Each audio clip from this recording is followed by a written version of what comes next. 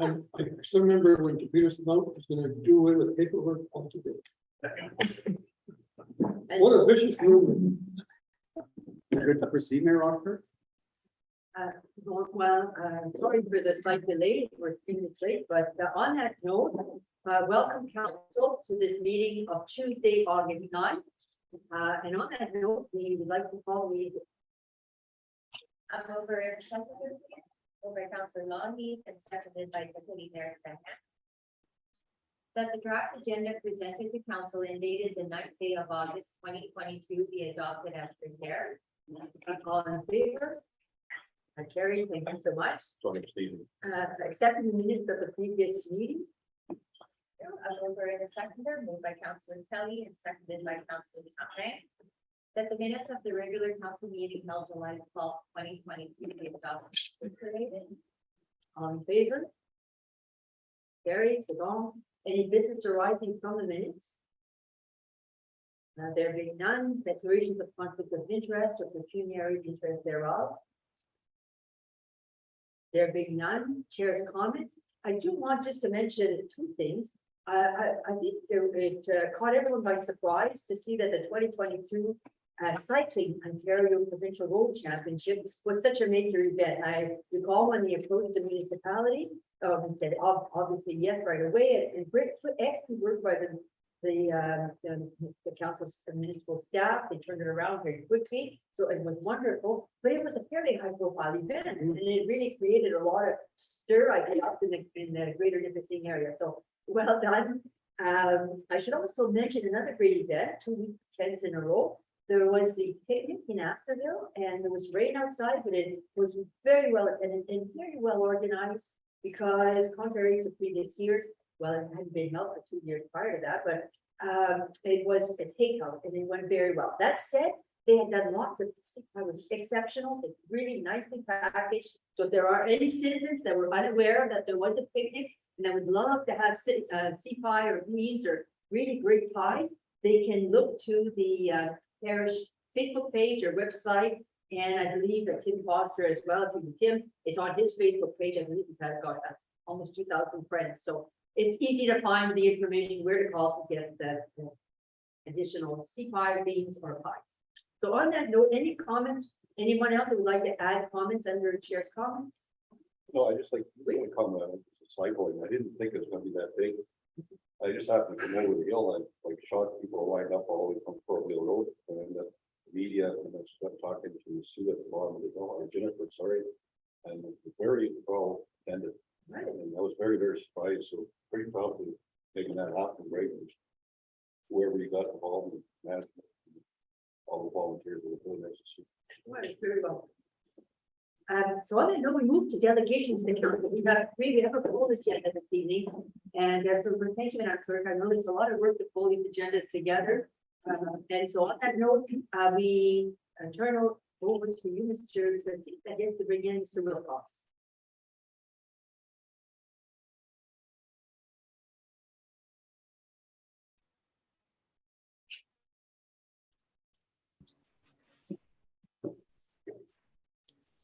Hello, Mr. Wilcox, how are you? Hello. I don't know if did you get a chance to watch as well our previous special meeting? We had a presentation by the consultants who are doing the work for the Trout Lake Water Quality Study.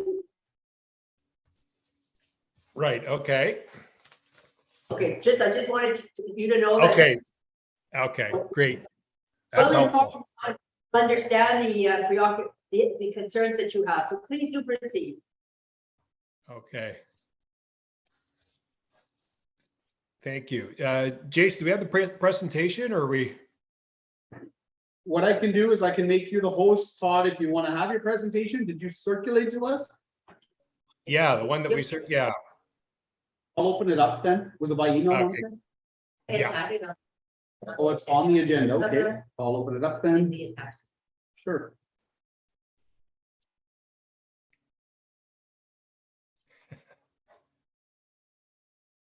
There we go. okay.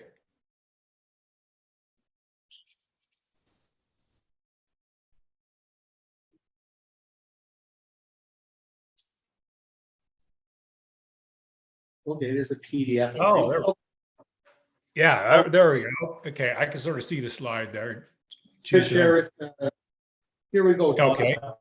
Oh, there we go. All right. Good. Take it away. Okay, thanks so much, and good evening, everyone. And by way of introduction, I'm Todd Wilcox, and I'm a board member of the TLCA, Trout Lake Conservation Association. And one of my colleagues is making a similar presentation to the North Bay Council this evening. And and as an association, it's very rare for us to be involved at the political level. Most of our work is done with our members and education awareness and fishery and habitat and that kind of thing. And it's very unusual for us to be involved at the political level, but we feel that we really need to be to speak out and on an important issue like water quality. In terms of the next slide, do I move that, Jason, or do you move it? Oh, I will. There you Okay, go. sorry. We are an important stakeholder, the TLCA, and we are not in agreement with the consultants' conclusions and recommendations. Allowing unlimited development will have an adverse effect on water quality. We've seen this on 100 environmental issues, developmental issues. They all have an impact on the environment. We can't avoid that. And we especially disagree with the consultants' recommendations to allow declining water quality in Trout Lake. We feel that that is that's just not acceptable. And a bit about the process. We've been involved as a stakeholder, but it's almost as if our inputs fallen on deaf ears, and it's a little bit frustrating when we raise a number of these issues and through the consultation process. And it's at least we have that process, but it's almost as if we've fallen on deaf ears. You flip to the next slide, Jason. You know, really what happened in the 80s, there's concern about the phosphorus levels in Trout Lake, and a lot of sampling took place, and you can see that we averaged in a number of years well above the 7 milligrams per liter, the objective that was established, that we were above that a number of years. And really at that point in time, the community, the larger community came together, including municipal government, residents, Conservation Association, TLCA, province. A number of parties have been involved in monitoring phosphorus levels and doing things about it. And if you go to the next slide, Jason, you can see that we've been largely successful decreasing the phosphorus levels in the lake. And you can see the dotted line is the sort of the average, the analysis. And we've been able to get it down to around 5 micrograms per liter. And you know, that's kind of some of the recent data. There's even a bit more recent data, but you know, it shows that our policies are working.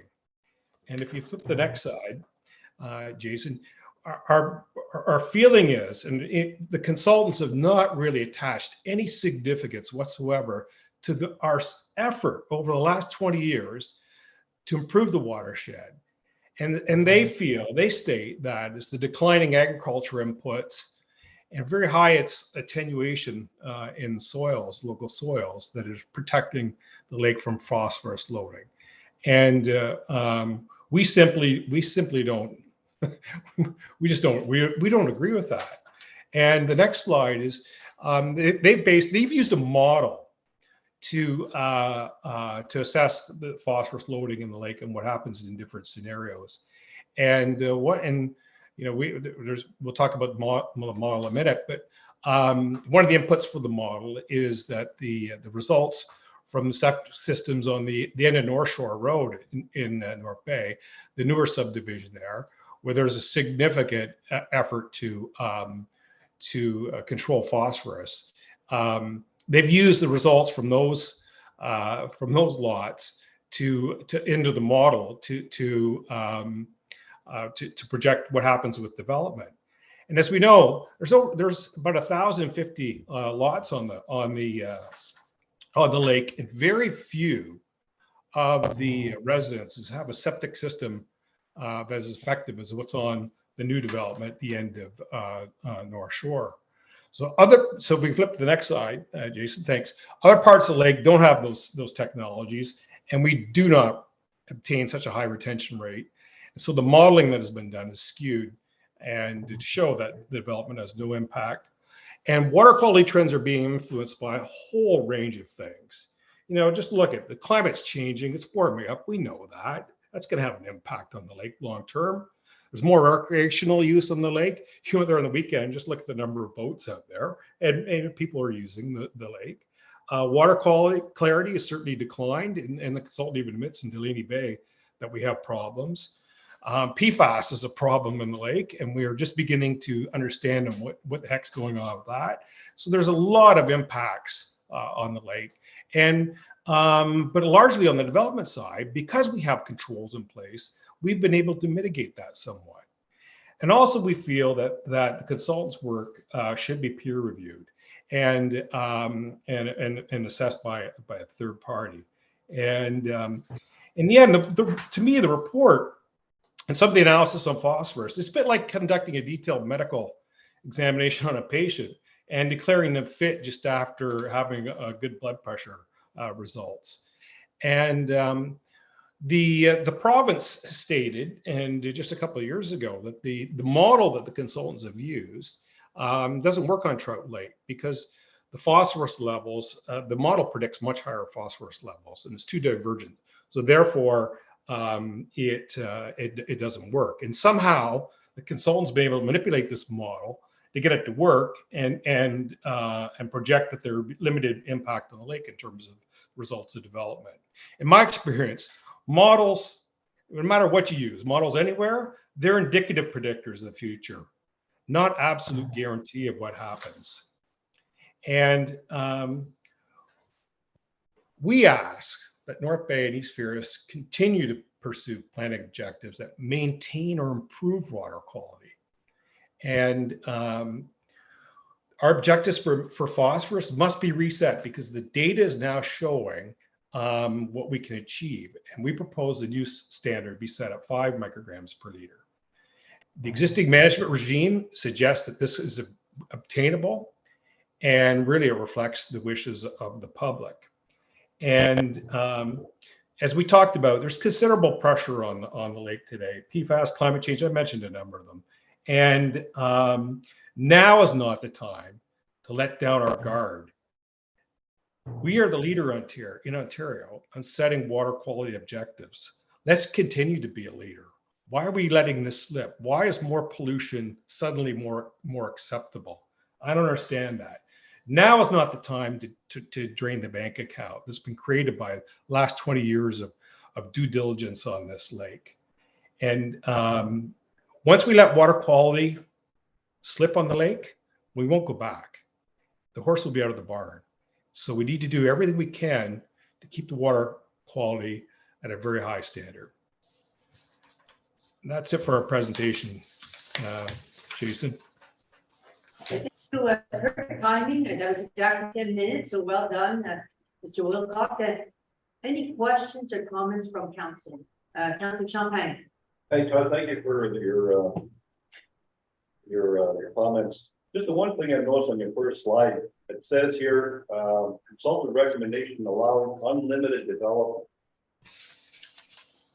You had their presentation, it didn't show unlimited, it just showed a certain amount.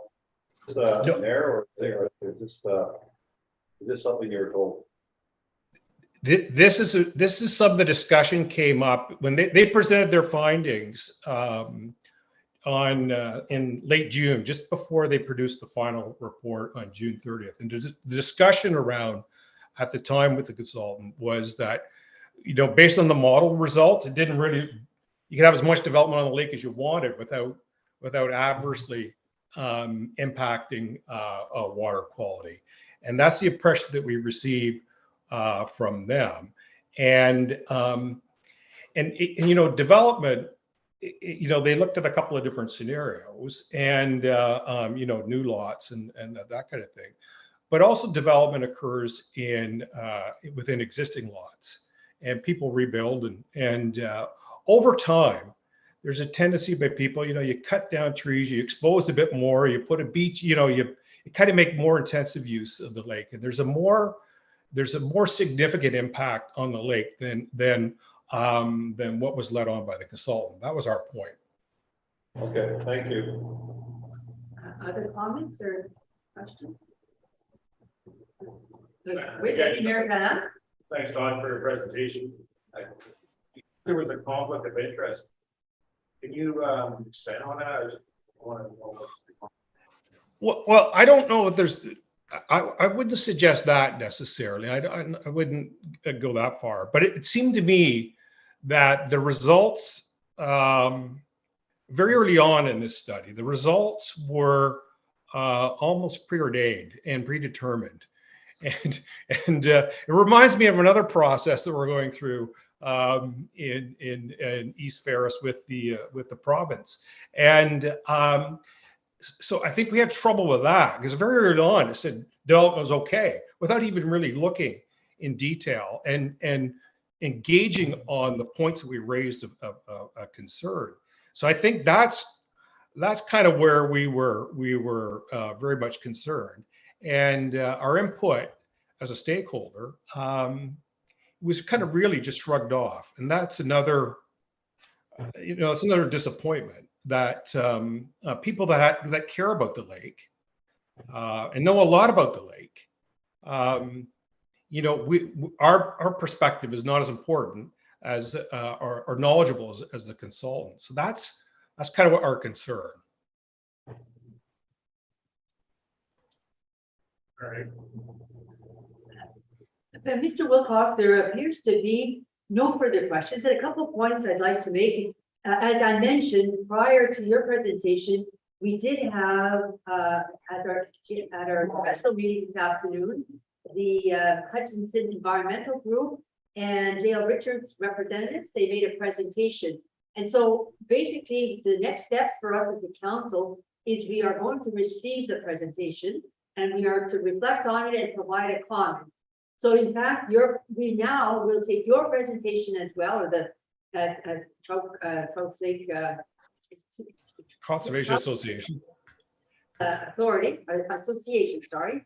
And I'm very sorry for that. And we will then make provide a comment as a council to that group.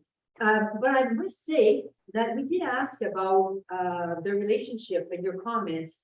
And they indicated to us that they are preparing replies and they've taken your comments very seriously. And so my impressions are that since you've had your meeting with them, there has been some progress or some further developments whereby they are now taking into account some of the elements that you're now bringing forward. So that will be as well. We look forward to seeing that letter that's being prepared. That's in response to your presentation here this evening. So those are next steps for us. On that note, I turn it over to Councillor Kelly. Hi, Todd, welcome and thank you for the presentation. Have you reached out and have you had any feedback from the Manitowoc Conservation Authority? Because they've always been the finer arbitrator of the area as far as the lake studies go. We are in the process of doing that, and we have an annual general meeting coming up in a few weeks, and the Conservation Authority, not only the host of the for the meeting, but they are involved as well. And this item will be up for discussion for sure. Because you're right, they've been long involved in assessing the water quality on the lake and very active, and very knowledgeable about what goes on the lake, both the fishery and the water chemistry and quality. I recall a few years ago, they did exhaustive studies on Trout Lake and Nosman as well. And their work concerns raised, and it gets down to some of the old systems that are still in place and so forth, which, Yeah. by the way, consultants did touch base on, and additional management by municipalities is needed concerning the older system. Yeah, I think, there's two real big challenges for the municipality. And I think, education certainly is one. And working with people to let them know what impacts are on water quality and how residents can have a positive impact on water quality. I think education is a significant challenge for all of us and something we need to focus on. And I think also enforcement is another very difficult thing for us collectively, the Conservation Association and municipalities, the provincial government. Enforcement of the rules is very, very difficult. And that's a real challenge for all of us. And so that's why I think why we have to be particularly concerned about water quality and setting a very good standard, a very high standard because of these issues. Thank you. There being no further questions, we thank you very much for taking the time to be with us this evening, and we appreciate the additional information you provided. The Trout Lake Conservation Association, thank you. Thanks so much. Good night now, Mr. LaFox. Okay. There being no further comments, we'll proceed to the next delegation. Mr. Boland.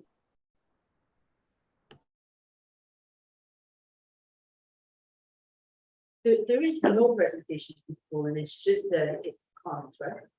He's supposed to be making. But there's not a. Oh, no, he didn't, no, he didn't, quite, no.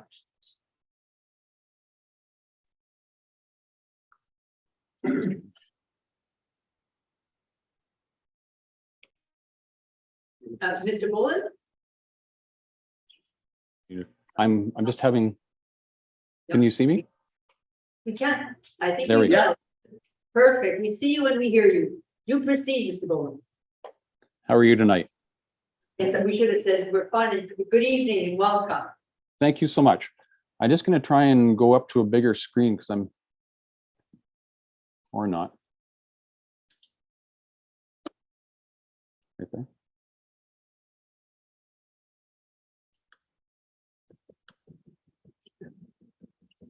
That's a bit better.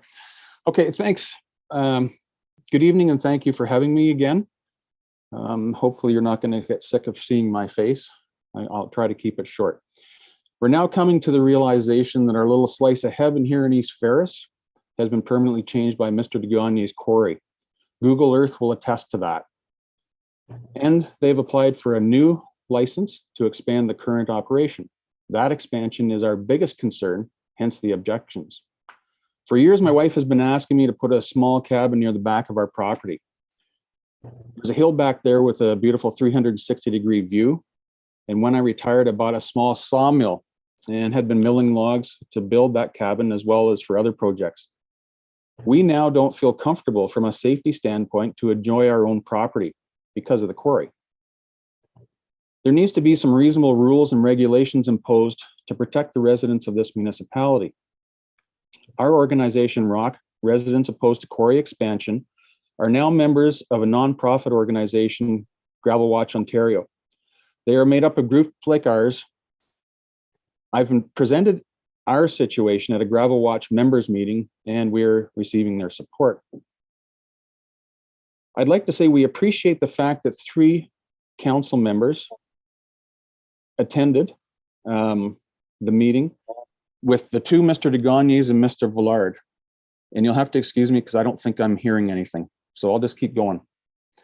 The common theme was that they are doing things to the minimum provincial standards, if required. Example, they don't have to put up a safety fence because the province says they don't have to. Marcel de Gagnier admitted, without warning, he could set a blast off at the 15-meter provincial setback. This is heavy industrial land use with blasting and fly rock, and I or my grandkids could be standing there. This all because the province says he can. I started naming other provincial setback minimums like Nova Scotia at 800 meters, New Brunswick at 600 meters, Quebec 600 meters. I was interrupted by Mr. de Gagnier as to why I would bring these up.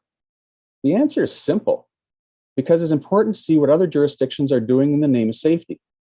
The Ontario minimum standards that he talks about were probably written when quarries were out in the boondocks with no people around to injure or kill. 15 meters. It's on their site plan. Interestingly enough, when I mentioned the non-compliance issue, by having the quarry up and running before 7 and trucks running on the roads prior to 7, the day after he advised this council of their operating hours, the response was the M&R notified? The point was completely missed. If they were being compliant with their own present license, there would be no need to call the M&R. It's not the residents' job to police them. Unfortunately, they are self-policed and we see the results. Excuse me. I must preface my next statement by saying the court case I'm about to discuss is dated, but I can't find anything that overturns it. The Superior Court of Justice, Provincial Division in Ontario, ruled in Uxbridge Township versus Timber Brothers that the Ontario Planning Act explicitly provided for the power for municipalities to make bylaws prohibiting pits and quarries in certain areas. Uxbridge Township had imposed a bylaw providing land uses and residential setbacks for pits and quarries. A further bylaw regulated the operation of pits and rehabilitation and safety requirements. The court considered the Municipal Act of Ontario provided the power to regulate the operations of pits and quarries. The operator challenged the Uxbridge Township bylaw on among other grounds, the basis that the province had already regulated quarry rehabilitation and setbacks. Kind of sounds familiar. The court found that the municipality could provide additional setbacks or standards and in no way attempts to restrict the right of a municipality to enhance those standards. The court went on to say, the provincial legislation does no more than set the minimum setback requirements. The Supreme Court of Canada then weighed in on this and referenced this case specifically for the proposition that municipalities may regulate the environment more than the province does. Under general municipal powers in the Municipal Act, it says, a municipality may pass bylaws respecting the following matters. Number 5 was economical, social, and environment well-being of the municipality, including respecting climate changes, and health, safety, and well-being of persons. Your own strategic plan says in its mission statement, quote, to promote community health and well-being for all, end quote. I focused on setbacks here today because it is clear to me, it's dear to me, and the court cases I found were directly on point. But the bylaws need to deal with all aspects of the quarry operation, from safety fences to carcinogenic dust control, to noise control, to hours of operation and more. This is a blasting quarry. Make no mistake about that. The power to enact the bylaws is given to you by the Planning Act, the Municipal Act, case law, which would supersede any provincial acts, by both the Superior Court of Justice Provincial Division, backed up by the Supreme Court of Canada. You, as a municipality and council, have been given a lot of power to enact such bylaws, and we are asking you to exercise those powers.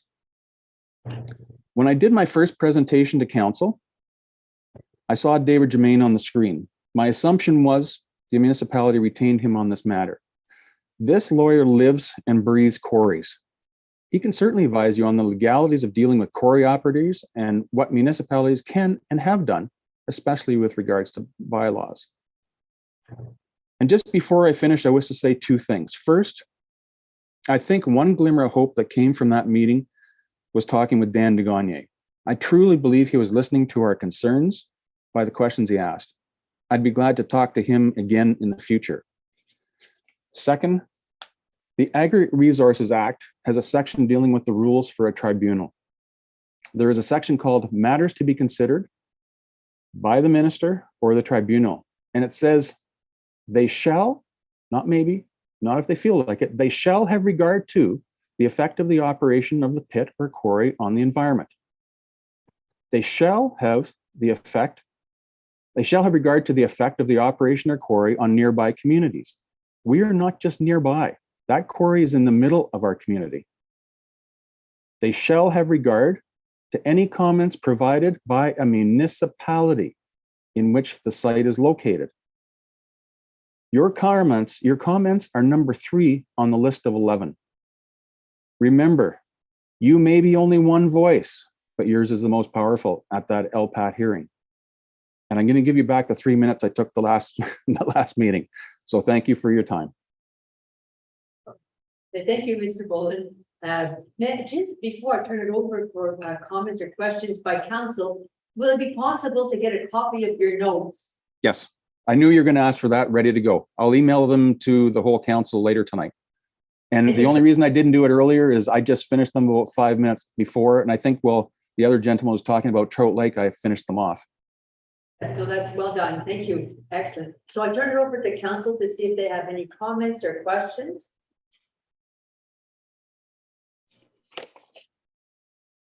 I just wanted, I'll just say, Dave, thanks a lot for the presentation. Steve Trahan. Thanks a lot. Oh, hi, Steve. I'm having real trouble hearing, so I'm just getting, it's kind of garbled. Yeah, thanks a lot for the presentation. And we are gonna speak as council the whole later on. And we'll get back to you hopefully sometime soon. Okay. And we hear your people outside here also. Well, I'm glad. At least they're making an impression. They are, yes. But thank you very much for your work and the information you provided this evening and as well a few weeks ago. That's much appreciated. So on that note, we will conclude. Oh, wait a minute, there is a question, another comment. Quick comment, what Steve had just mentioned, we're going to be discussing this in camera, we can model in camera. We may have a decision at that point. Correct. Yeah. Yes. Okay. And if you could leave me on, I'd like to listen to the next one. And so, Mr. Trustee, is it possible to leave the Yeah. technology one? Yeah. Okay, so now with Mr. Coney, Phil Coney, as well, I believe wants to speak on the quarry application.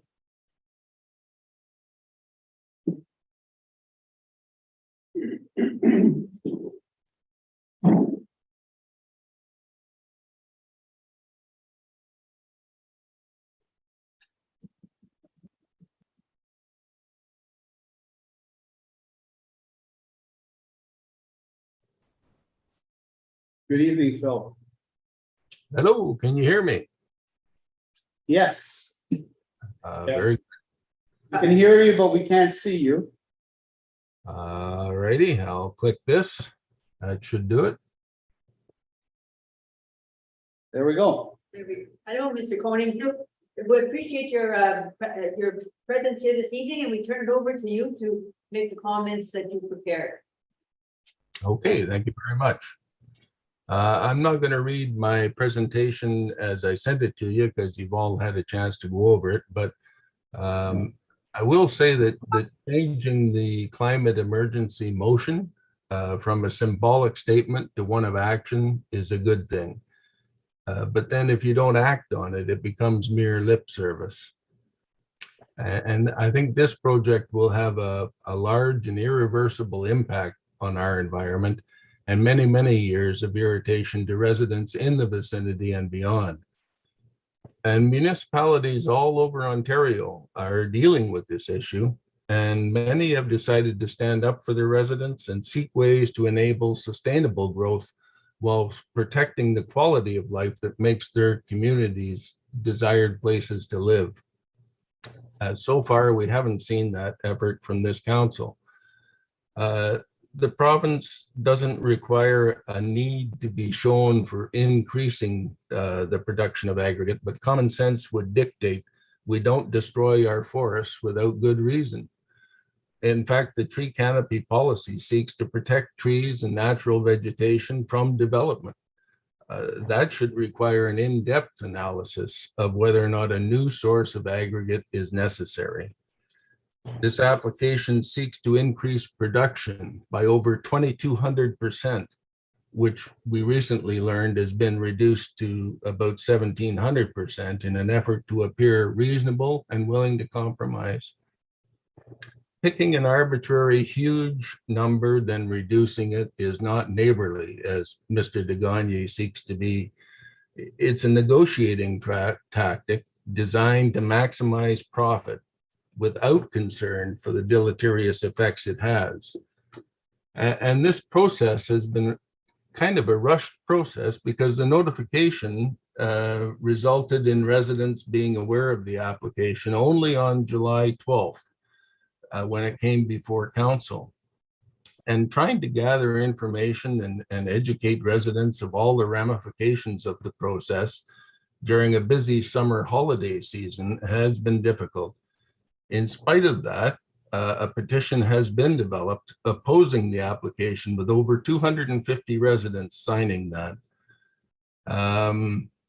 And yesterday I sent an email to Mr. Curtin asking how the official plan applies in relation to approving new operations of this type. The plan states that only those areas presently being used, and I think the plan was approved in 2016, only those areas presently being used for the extraction and processing of raw materials taken from the earth shall be zoned in the implementing zoning bylaw. And if it was only the existing area that was supposed to be zoned, why did the entire property get zoned extractive industrial? And why isn't there the other reports that are necessary under a new operation or a new use for that property? And I'm hoping to get an answer at some point. I know Mr. Curtin's busy, so I'm not expecting it tonight, but that was the end of my presentation. Thank you. Thank you, Mr. Koenig, and so thank you as well for providing your remarks. On that note, we'll turn it over to council to see if there are any questions or comments, as well as to staff if they would like to add any comments. All are welcome. Thanks, Phil and Steve. Thanks a lot for the presentation. You're Appreciate it. And as indicated, this is going to be our first time speaking as a whole as a council with regard to the quarry. So as indicated to Mr. Boland, hopefully we'll have some information in short order. Sounds good. Thanks, sir. Thank you. Thank you. Okay, thank you. Good night now, both Mr. Boland and Mr. Curtin.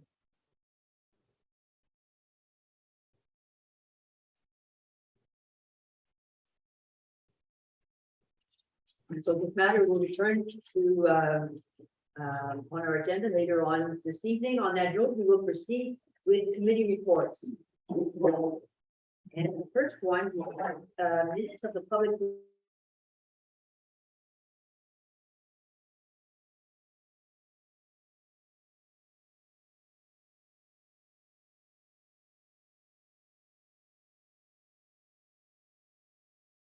July 28th.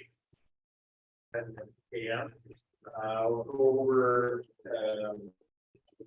the agenda a little bit with regard to what was done at that meeting. I'll start off with 4A, the committee review with regards of private roads, and again, having that conversation a little further in camera with regard to the broken letter, with regard to response and rest of the council will be able to review that policy as well as speak on maintained and municipal roads. Also, is that the committee reviewed and drafted a bylaw, and you'll see that down in the agenda for the bylaw with Beaver dams. That will be brought forward, and that's down on the bylaw down in section 12B.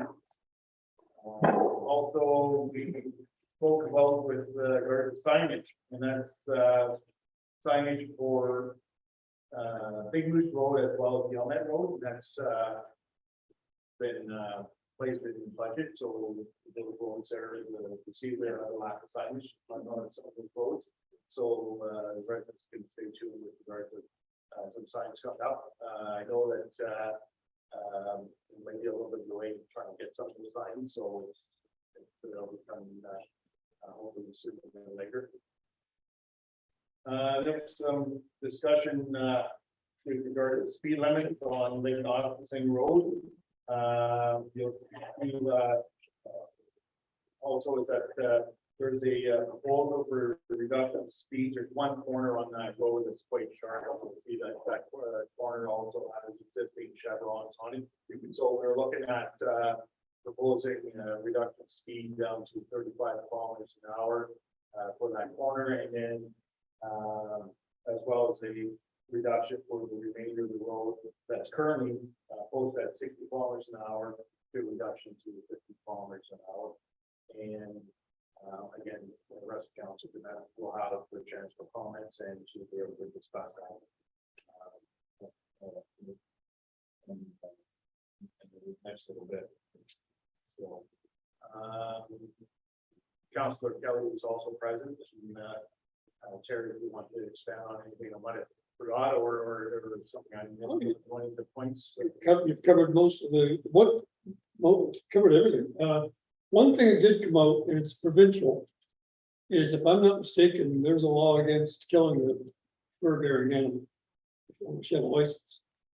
And what come out was, we've got more beavers in North America right now than when the settlers first arrived. When the indigenous people were here, the very relatively small population of beavers in North America now, and they just utilized what was necessary. But now, and then with the anti-fur movement and all the rest of it in the last 15, 20 years, there's very little money in trapping them. So it's hard to find traps. And if you're live trapping, well, then you're just moving a nuisance from one area to another, and other beavers move in. So the problem really is the proliferance of the beavers, and there's been no controls. So, but that's prevention. That did go because we've got professional trappers on our stuff. At any rate, the signage, we've got a lot of input from our taxpayers about signage on various roads. Two come to mind is Gilmet, obviously, Big Moose. I mean, you can go down the list, South Shore, wherever. Speed's problem. So, quite frankly, the committee is of the opinion that the more we reduce, I think hopefully the safer it gets, but there's no guarantees. And we've got more children. We're getting a lot of families moving into the municipality, which is a good thing. It's great for the future. But you want to keep people safe too. And it's a bad mix with some of the roads. That's all I've got. You know, To move a little more, staff, we did a great job of, you'll see the proposal for the beaver dams. We read it over, we stopped at it, and I know that we've had some issues in our municipality, and I feel bad for a lot of residents that took a hit on some of the beaver dams and costing them some out of pocket money. And let's just hope that this policy, please read it over, have any questions, any ideas, let's put it forward, get it out there, and so that we can combat against this and look after our listeners. So.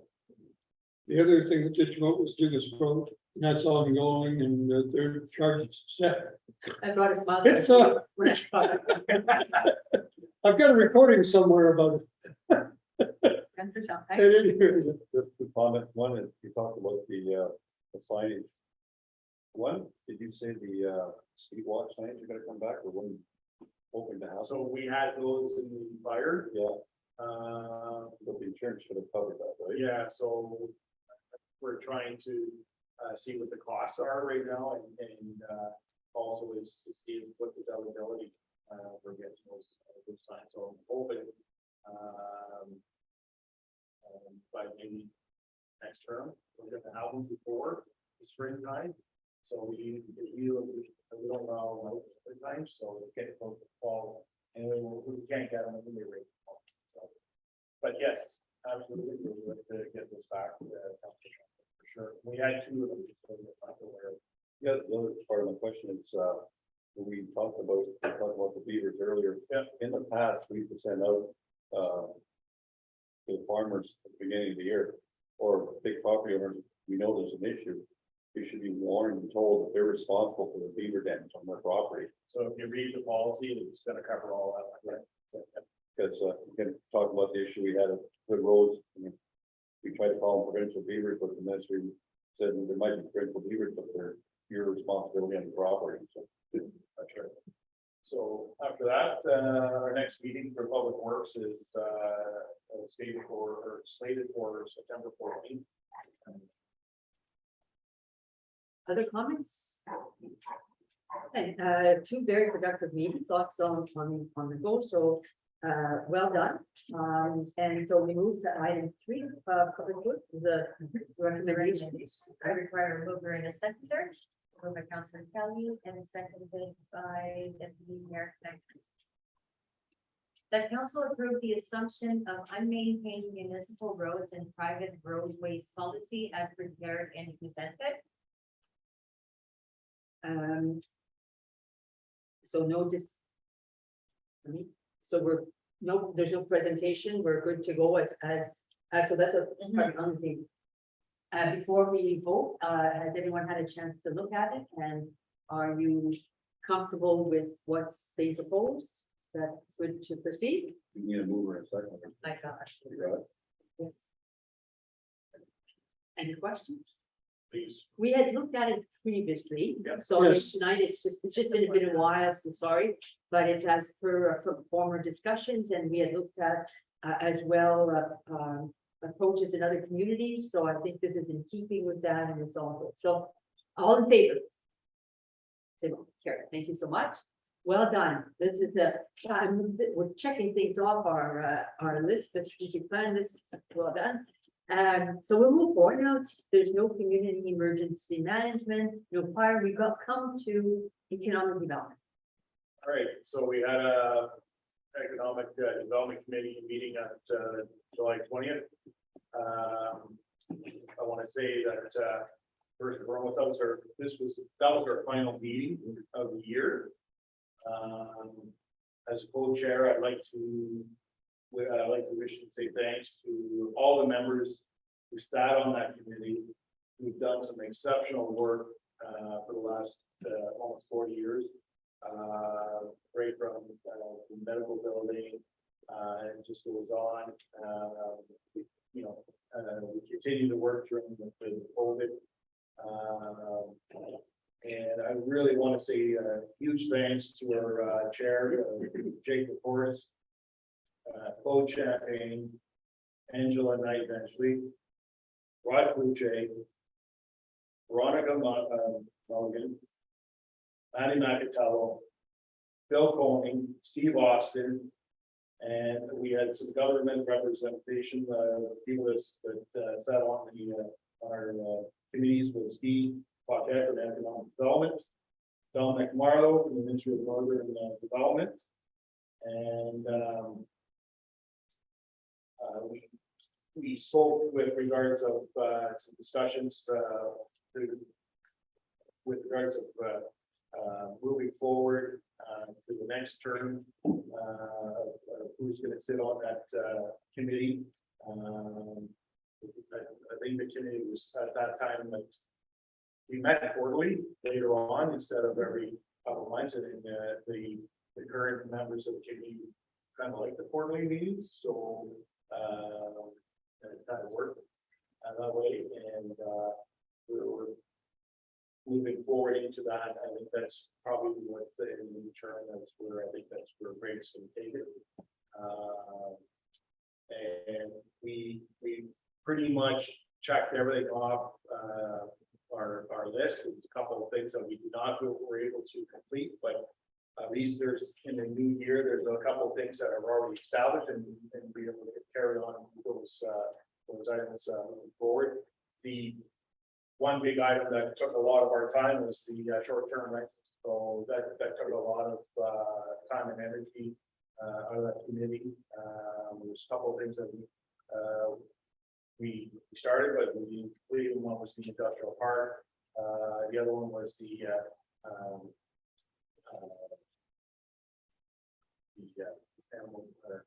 animal bylaws. We would need to take a look at that one, you still have to be some changes on that, and, we can talk about that a little later also. For the agenda. Some of the items that, also is over for the next year's, term of the farmer's market.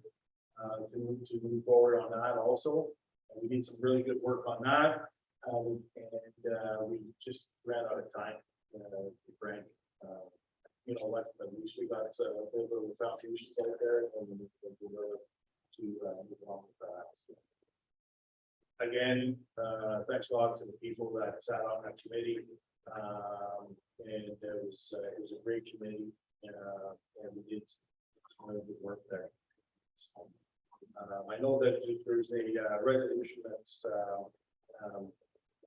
also attached. We had moving forward into the new year that we know that everybody's going to have to reapply for the position of committee. We had a resignation from Mr. Jacob Force and Steve Austin, two totally on the committee, and great. We would like to also appreciate a letter forward to both those individuals for the past services on the economic development committee. And I'll pass it over to Renee. Thank you. I require a mover and seconder. Moved by Deputy Mayor Bangor and seconded by Councillor Champagne. That council accepts the resignation of Mr. Jacob Burst and Mr. Steve Austin from the Economic Development Committee, and that a thank you letter be forwarded to Mr. LaForce and Mr. Austin for their past services to the Economic Development Committee. In favor? Thank you so much. Well, to add a few words to what you just mentioned, Deputy Mayor Bangor, it's also very nice to see on the agenda term feedback and discussions. I thought that was well done, and so excellent comments that you made. I do want to add a couple of comments on the medical building. I understand there is an open, a grand opening that's being planned. I simply want to mention it because we have and maybe Mr. Latif would like to touch on the pharmacy and the evolution of that, and potentially the next few weeks, what's planned at that level. Sure. So, Mayor Rochford, we, as of now, have tentatively set a grand opening date of September 9th for the East Ferris Medical Center. And then as well, the pharmacy, which is an East Ferris pharmacy, is scheduled to be open around August 22nd. So, I know on behalf of, the municipality, we'd like to thank the pharmacists and investing in our community, bringing much needed pharmacy services to the community. So a big thank you to them as well. They will be in attendance for the grand opening. So that's kind of where we're at with that. The clinic, I'm sure many people are aware, is up and running. It has been since April. Bit of a soft start, but our new doctor, Dr. Blake, has taken on over 200 new Port Glastonville residents. So residents that did not have a doctor, so basically turned orphan patients, right? So there is a plan to still take on additional patients at the new clinic. So those are some of the highlights now. And there'll be more in about a month from now when the grand opening is. Great job to all of us. Wayne, it is wonderful, and so we look forward to celebrating that. And I also want to mention that I have received, and I unfortunately it came one invitation for council to attend a grand opening was the addition or expansion of pink framing, but it came via Facebook by messenger. So I missed out, I'm sorry. And so I'd like to make sure that maybe as a council that we recommend sending a letter to Queen's Framing to congratulate them on their expansion. And for those that have not been there, this is a beautiful spot and they do an outstanding business exporting and mail deliveries, and it's really well done. And the other business as well that had verbally invited council to be present, but it was the weekend was Goose Grub. And so if you've not yet had a hamburger or French fries, this is the spot to go this summer. Goose Grub. And so I was hoping as well to get your support, and we could send them a letter of congratulations as well for their new operation. And if there's any other businesses or new operations, I think it's important that we bring them forward. So if I missed any that but these two in particular had wanted council to be present and aware of their opening. So hopefully, it's not too late, and so with a nice, perfect, yeah, so thank you so much. Any other comments on, from an economic development perspective before we move on? I just forgot, I don't know if Craig wanted to mention anything or whatever, but I just want to also is, say a big thanks to Greg, also who's the full-time staff, who looks after media development. Again, Greg, thanks a lot for, the last, 3.5, almost 4 years, for, looking after community and, keeping us going and everything like that, so, big shout out to Greg Curtin, thanks a lot. Yeah, thanks a lot, that'd be very kind. So on that note, we move on to, there's no other committee reports. Just to say as well, our municipal office, they're starting to remove the blue so that people don't trick them. And so it looks very nice, very well done. So on that note, we move to board reports. And there are none. We move to departmental, sorry, I'll just look to my agenda here faster. We come to bylaws. And we have two. The first one is a bylaw to amend, to regulate animals in use stuff with these stairs, to amend our existing bylaw. And so tonight is the third reading. So basically on that moving forward, I'd like to turn over to Madam Clerk. Madam Clerk, we do have some discussions and it's a matter of whether or not, our next steps, should we maybe examine that first? Maybe examine it first, because if you have no changes made to the current bylaw that's standing tonight, we can pass third reading, but you're still in a position to make changes to the bylaw. So we won't pass, we won't put the motion on the floor for third reading, because I would think council still have changes to do. So I turn it over to Mr. Trottier and then we'll, okay, go Yeah, ahead. so if I may, Mayor Rochford, this was a bylaw that was first brought to council, I believe around February. Yeah. And it had first and second reading, and then from there, I know it went to the Economic Development Committee to weigh in on a few matters. That has not happened, and there's no meetings left for the term. So what I'm gonna do is, I'm gonna pass it over to Greg to just kind of highlight. We know there was a few things council had brought up that, were issues with the bylaw. So Greg's gonna just give you guys a bit of a highlight of what those items are. And then maybe offer up what our next steps are with this bylaw. If you can, Greg. Sure, thanks, Justin. So I'll just set up this bylaw for council at the start of the year. That followed a process where the Economic Development Committee reviewed and makes recommendations. There was some disagreement on a couple of points. The two things, the main 2 points really were the definition of what a fowl is. So there was a bit of a, I guess, kind of the application of the term wasn't defined clearly.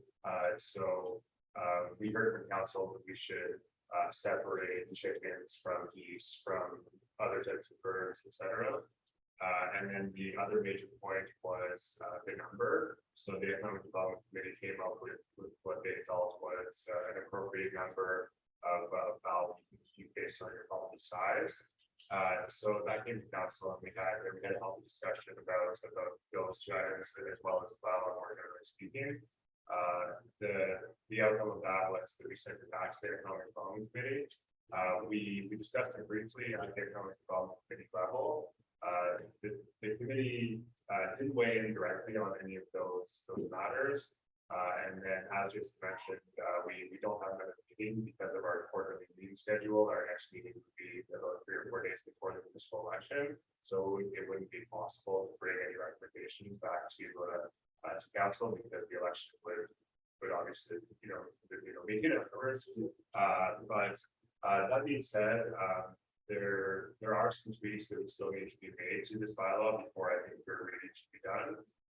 So at this point, I think we should take direction directly from council on those 2 items, as well as any other changes that you think would be appropriate. It is also possible to push this bylaw to a future meeting if council determines that maybe it's not a priority that we need to deal with right now. It's something that we could look at more thoroughly and come back with a report in the future if council wants to do it that way as well. So I'll leave it there and answer the questions that happen. So basically 2 options. We could send it back to the staff to say, take a look at it and bring it back potentially at our September meeting, but that doesn't leave much time. So the other alternative is that we defer to the next term of council. And on that note, I have a question from Madam Clerk. Does that mean that our first and second reading stand for the next term of council? So it's just delaying it till potentially January when the council. So if, do we need to have a resolution? And I see heads that are suggesting that we defer till the new term of council. If everyone would be support that, do you need a resolution or simply? No, it'll just be forwarded to council. It stands as a bylaw. I think it's showing as first and second reading past third reading, not that. Okay, So it's still an open bylaw. so if everyone's in agreement, we will defer to the next term of council. Okay, all right, thank you so much, and thank you for everyone's patience. This is an important bylaw, and so to give full justice, I think we need to take the time to ensure we get to the bottom of things and understand. Get it right. Yeah. But now the next one is I'm so delighted to see this one personally coming forward. As was mentioned, this has been an issue for citizens. And so on that note, we turn it over to you, Madam Clerk. I require a mover and a secretary, please. Moved by Deputy Mayor Benson, seconded by Councilor Kelly. That bylaw number 2022-42 being a bylaw to adopt a policy respecting the management of nuisance beavers and beaver dams in the municipality of East Ferris be read a first and second time this 9th day of August 2022. So before we vote on the first and second reading, are there any comments to be made on this policy or by bylaw, sorry, that's being proposed? Anyway, it'll come back to us as a third reading in September. So it gives you time to read at it. I do believe it resembles the bylaw from the town of Huntsville. Very similar, so you can also look out for what has been their experience with this bylaw, but I believe it's been very successful. So and it's been looked at by the Works Committee and it has input from our staff, but it gives us a few weeks. So on that note, I turn it over, if there are weeks or something. Will this get posted on our website? It will. First and second reading will be posted on the website So then. after the correspondence is done, so public will be able to see. Thank you. And this bylaw was also forwarded to the Ministry of Attorney General, right, for reviewing as far as the fine setbacks. Yeah. And they advised that it was good. So, They came back with minimal changes. We made the changes prior to this coming to council. Yeah. So, Yeah, so as I said, like, if you look it over and if there's anything you guys want to bring forward, please do. I think it's really good policy, so I think you'll read it again. And for council's information, at the committee level, and Deputy Tranter brought it up as well, there's a couple points under administration, I believe actually 3.2 to 3.3 or 4, Steve. Yes. that's right. What we're gonna do is I'm gonna circulate this to our municipal solicitor, David Germain, as well, to just look at those points. Just make sure that we do have the authority that we're stating in the bylaw. I believe so, only because Huntsville's got the same bylaw basically or similar, and it's enforced. So they likely have already done that due diligence, but we'd rather be extra cautious of this. Just a question, cover enforcement, could be enforced by our bylaw control officer or would it be enforced by the police? Bylaw control officer. Only. There's fines attached to it as well, so we're actually able to issue fines for non-compliance. And answer your question too, Rick, we've got cases where we've received a letter from a landowner saying someone on the property without jurisdiction, without blah, blah, blah. And so that's what 3.1 and 3.2, 3.4, it's about going on, recognizing an immediate problem and, eradicating the problem. But you've got, it's a matter of legalities. Do we have the right to go on and prevent damage? And who judges it? Yes, what it gets down to, it's like anything else, it's both right goes. So that's what it's all about. Yeah, I can see it, that policy, schedule B to it. You go down into it, you'll see that there's option taken. Exactly. All in favor? So vote carried. Thank you so much. So now we'll move to correspondence. And on that note, I turn it over to you, Deputy Mayor Trahan. Few things here. I just want to touch base with regard to letter A, Minister of Infrastructure, with regard to high-speed internet. Good news, I've heard from Mel that, Wassom's got, her up with fiber and, it's coming towards our way. So I'm just gonna throw that out there. So that's great news. I also touched base on, letter K with regards to the, letters of concern from the residents acknowledging, them as well as, I responded to some of the emails. Appreciate the residents that put their time into those letters to council and we're committed as well as council's committed in resolving this issue and then also is to make sure that it's a huge benefit for the municipality as a whole. So further to letter I, residents from 1764 just That's letter L. sorry. The resident from 1764 to 1772, tragic incident that's taken place. I'm hoping that this current bylaw or policy that we put forward in regards to the dam, hoping to stop and reduce any kind of events of this occurring in our municipality, and that a lot of residents, there's a bunch of residents were affected by the damage, and hopefully that just doesn't happen again.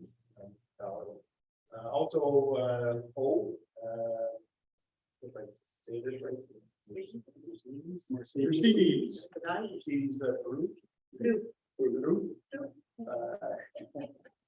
I just want to acknowledge her email and again, with regards of your personal support, I'll contact you by way of email and support your cause and I think another person issue also. So that's all I have. Oh, good, that's excellent. Well done, and I'm glad it's good to acknowledge letters as well under K. There's a number of letters there, and I know they were all sent to council, and council has read them, and I know that we've done good work there and due diligence in reviewing these concerns. So, but on that note, I turn it over to Councilor Kelly. I've got number C.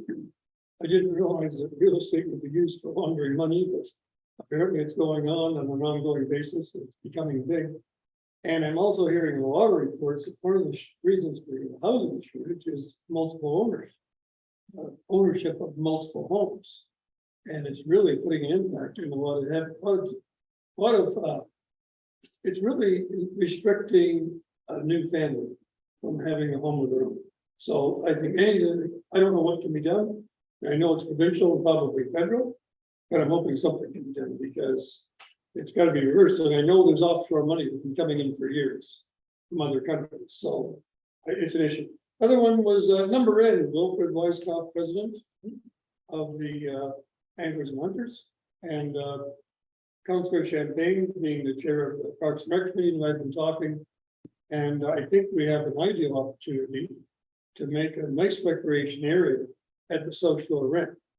And we're talking about having picnic tables, make a family friendly area, a little playground perhaps. And I'm thinking on the weekends, like a chip truck or something like that coming in, you know, and no, there's nowhere on the lake you can pull in, get a coffee, chips, hot dog, pogo, whatever. No cold beer, sorry. There's no license available. I'm not that far away. I got a slide, you come to terrace. And most bars have an Irish name, never recognize that? Go figure. Sorry, Mayor. It is beautiful land. Well, it is, and we're lacking in areas, seriously. I always remember my young family at the time going to Mattawa and Sid Turcotte Park. You can go in there, pull in with your boat. There's a play area for children. There's a little stand. There's a restaurant if you want it. There's a stand, hot dogs, pogos, chips for the kids. It's great. And we missed that on the way. So. We'll discuss with that. Thank you. Councillor Kelly, do you want that referred to the Parks and Recs committee?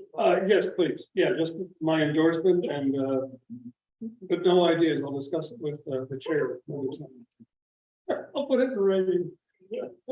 And it's nice, they're proposing a joint project to do it together, which is wonderful. I think it's great to have a partnership. Yeah. Because the anglers unders, endless list, they're like the Knights of Columbus. To get things Endless good things that they've done, so done. that's for sure. Anyway, that's all I have. Thank you.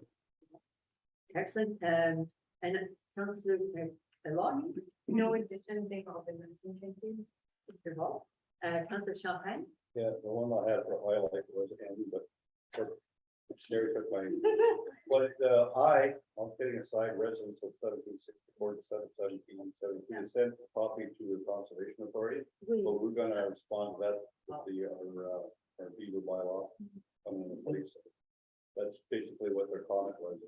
Landowners are responsible for beavers in their property and any damage downstream. So hopefully our bylaw corrects that, and makes people aware of what it's really all about. That's all I have to know. Thank you.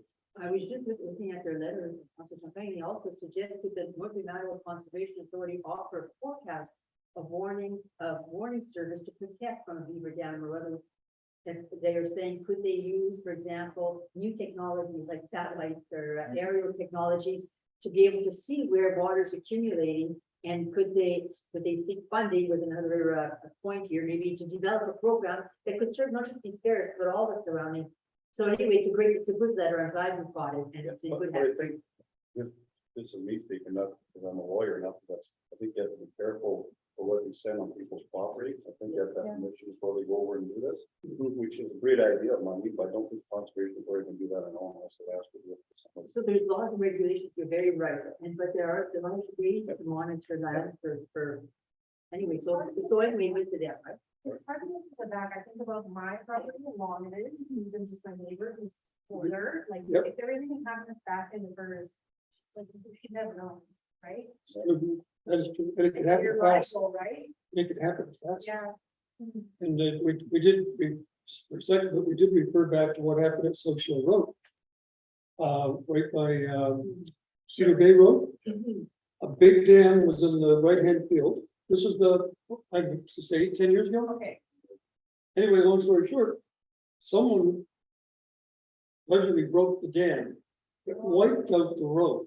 If someone had been driving on that curve when that went out, we'd be looking at serious injuries or something, because there was nothing left of the road. No difference in standing present. Exactly, I don't have the last year. exactly right. So, and it's an issue across northern Ontario. Yeah. Including South, like I've talked to friends in Durham, and they've got the same problem we do, so. Concur, and then what points well made, the beavers aren't going. So if there's tactics that could be used to help identify if you want. Anyway, I just thought it was a good letter, and I'm glad that Councillor Champagne is on the board with Northern Iowa Conservation Authority, and will be looking at that. Okay, no, I don't think we have anything else to, we're going to look at the letters and, put on that movement on first, with proceed. The approval of the correspondence, mover and seconder, moved by Deputy Mayor Banner and seconded by Councillor Champagne. The council approved the correspondence and information as circulated with the agenda of August 9th, 2023. On favor, Devon. Third. And. Devon. So we move on to approval of accounts payable. Required the mover and seconded, moved by Deputy Mayor Banner and seconded by Councillor Kelly. The council approved the general accounts for the municipality of East Eric as indicated in the check register dated August 9th, 2022 in the amount of $566,749.96. On favor. Devon, thank you so much. And so I just would like for Councillor Champagne, who's just stepped out for one moment, if we could just give a slight pause for allowing him to return. For this next item, it's just the return of public attendance at council meetings. What a time for this issue to come back for us to decide, and when again, there seems to be more cases that are researching, and but on that note, I can hear the council. They're complex in nature too. They're not straightforward. Not at all. So as Councillor Champagne, as he approaches the council table, on other business, we have a discussion for return of the public attendance at council meetings. Did you want to, Mr. Tetsu, Madam Clerk, either one, or just, did you want to make a comment before we proceed? Sure, Mayor Rushford, I'll make a comment. I have heard more recently from a few members of the public asking when we're gonna return to allowing the public to attend the council meetings. They kind of pointed out that most municipalities around us have returned to that, even the city of North Bay had. Some municipalities kind of never got away from that because they didn't have good internet, so they couldn't have meetings over Zoom. So that's why we brought it forward to council today, and as you said, Mayor Rochford, the cases are starting to climb, it seems again, and I know even us with the municipality, we've just recently had 2 positive COVID cases for staff within a week. Something we hadn't seen in quite some time. So, you know, it's funny to bring it forward now and then we see the cases climbing, but it's not something that, you know, if council returns to in person, it's not something that we can go, it's something we can go back on afterwards. We have So one that's- council meeting left, really. So we've got 2 in September Oh, yeah, so, yeah. and then There plus, could be one in October. October. There could be, it all depends on. that's council's decision. We won't have a second meeting in October because it's the day after the election. So council will have to decide whether they want that first one in October as well. So can we do a round table quickly to see how everyone feels about it, and we'll just go with the sense of. But certainly, I just want to mention about the public, I certainly receive comments as well, that people would like to be in person, and, but on that note, we'll do it, consensus based. Well, I shouldn't say this, but I don't care, but the thing is, because I know I have probably some people here that do care.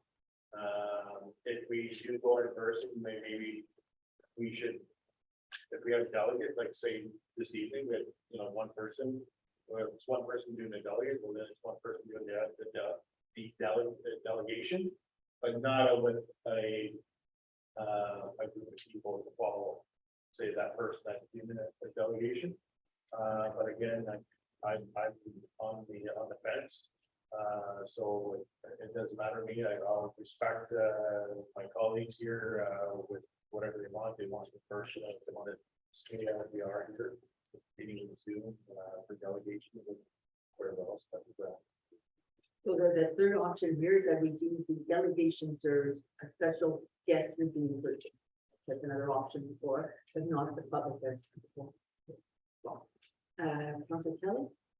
I'm the deputy mayor. I'm easy as far as that goes. I run a exercise class, as you know, every twice a week. And half the people wear masks, half don't. And they're all in, you know, above 60, so they're in a vulnerable age group. My wife and I still wear a mask when we're out in public. If I go to Marks or wherever, even in the fresh park, usually we wear a mask, so. But, you know, whatever, and even in the buildings, there's 2 staff that wear masks and 2 don't, and fresh park the same way, so. I think it's personal choice, but I agree with, if we have a delegation for the next 2 or 3 meetings, I'd like it to be the delegate only and not general public. Because I think, I know there's a resurgence coming. In fact, it's already here in some sort. Apparently Sudbury is a hotspot. Timmins has never stopped being a hotspot, but they have an influx of a lot of people. So anyway, I mean, I'm in favor of delegations, because I think that when we contrast it with when we invite people, we allow them to come in, that doesn't, I think that sends a message to the public that we have 2 different kinds of rules. And I'm in favor of allowing it for the next meeting on, For delegates too. for delegates. Delegation. Like, yes, No public. yes, yeah, yes, thank you. Thank you. Councilor Champagne? I feel the same way. I think the delegates should be allowed, well, even though separations are done for us and for them at the same time.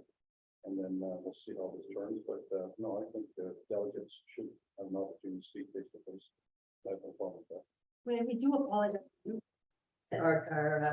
I think it was at the July meeting, we did, the guests that were invited by council, were in person, but the citizens that had asked for a delegation were by Zoom, and that seemed to create a bit of a discomfort, and that was not the intention. So clearly, we're okay with that, delegations and special guests that we invite in person, and we'll continue to monitor it in person. Okay, so we don't really need a resolution for this, or do you want a resolution? No, we don't need that. We're just You're good? going, yes, so if somebody comes in, delegations are Um, allowed. excuse me.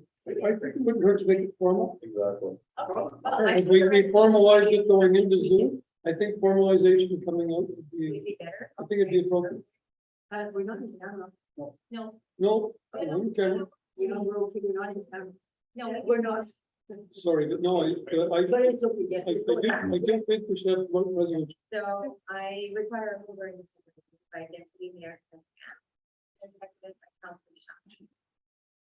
Whereas council returned to in-person meetings on April 26, 2022, with no public in attendance. And whereas council deems it desirable to return to in-person meetings with public in attendance for delegations only. Or delegations. Wait, that sounds like public in attendance for delegations. That sounds like public's allowed to attend. Whereas council deems it desirable to Delegation. return to in-person meetings. I would say that the council deems it appropriate that we continue to not have public in attendance, There you go. with the exception of delegations to council. Representative. Yes, Did you say April 22? that's when we came back. Okay, so Jason, you have to repeat what you said. Where council returned to in-person meetings April 26, 2022, with no public in attendance, okay? Yeah. And I wrote a word I don't need to remember.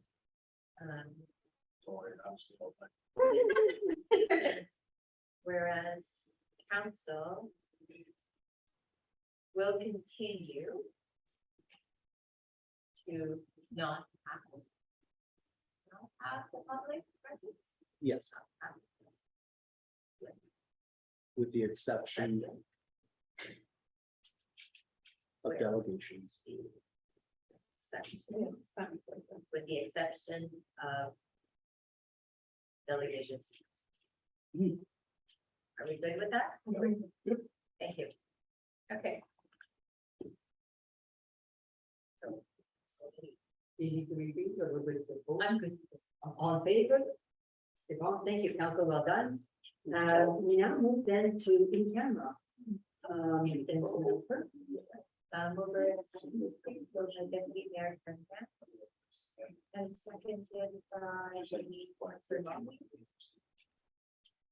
That this meeting proceeds to in-camera session at 7:25 PM under section 239(2) of the Municipal Act 2001. In order to address the matter pertaining to personal matters about an identifiable individual, including municipal and local board or employees. And advice that is subject to solicitor client privilege, including communications necessary